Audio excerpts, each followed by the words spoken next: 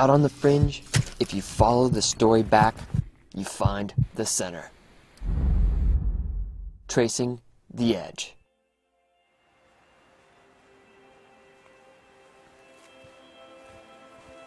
I hear people say that, oh, I'm so glad I survived my early years of climbing, but I really don't look back and see anything sketchy.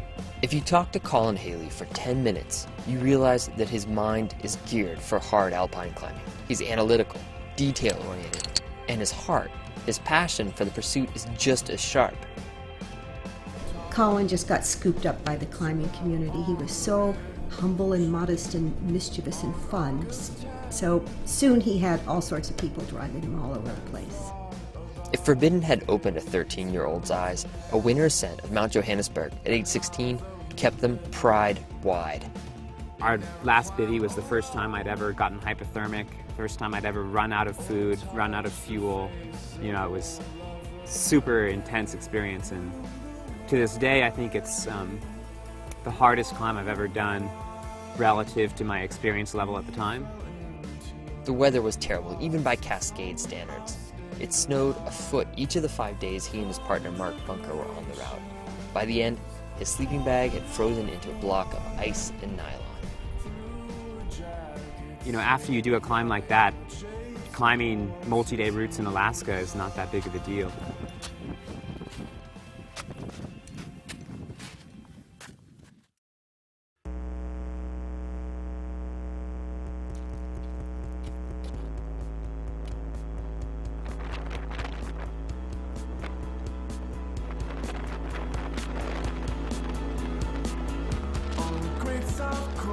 It can be tempting to look at our sports stars and project onto them this persona, this bravado, a devil-be-damned attitude, to think that fear must not come into the equation.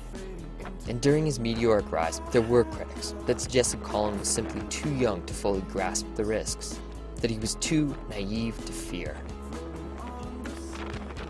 I get scared all the time.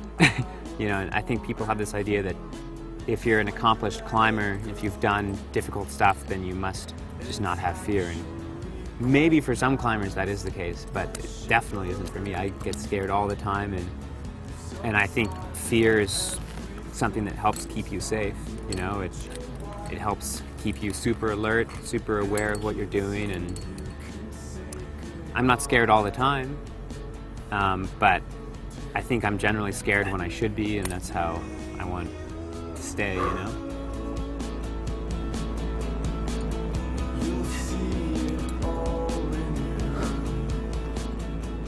I'll probably get scared this afternoon trying to lead Iron Horse, you know, with almost zero risk, but the fact of the matter is when you're on a climb above your gear and you feel like you're about to fall off, you get scared, at least I do.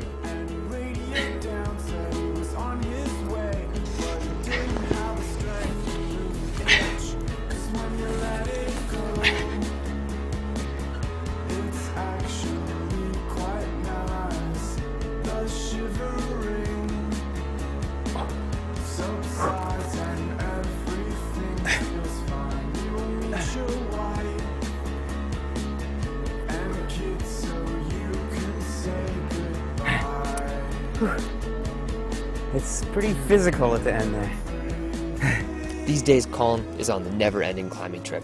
In the fall, Index and Yosemite prepare him for the winter trip to Patagonia.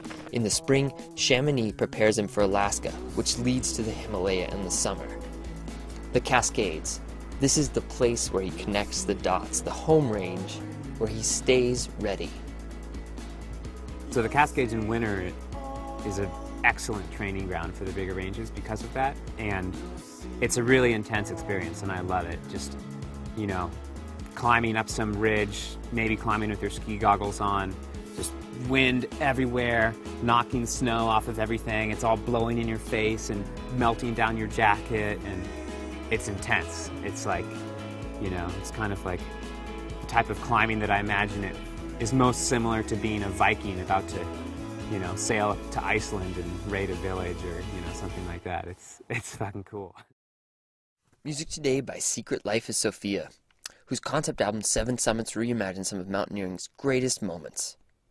Colin's episodes are brought to you by La Sportiva. Whether it's a 10-foot tall boulder or a 5,000-foot wall of snow and ice, La Sportiva makes the technical footwear for your next big send. For more articles and videos, visit sportiva.com or catch up with them on Facebook.